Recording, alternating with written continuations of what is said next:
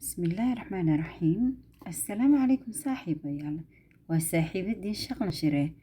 maanta waxaan halkan ka baranaynaa haddii ilaahay raalli ka noqdo 7 qaybood ee dadka ilaahay maalinta qiyaamaha uu u hadhayn doono maalinta aanu hadh kale jirin hadhka ilaahay mooyaane. maalintaasi waa maalinta qorraxda la soo dhoweyn doono ee aanu hadhka kale jirin ee keliya uu jiri doono carshiga ilaahay hadhkiisu.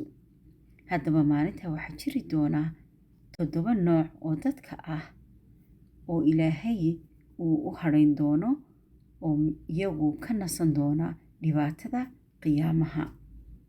haddaba waxaynu maanta baranaynaa noocyada ay yihiin si aynu uga mid noqonno oo aynu ugu dadaalno cidda ay yihiin.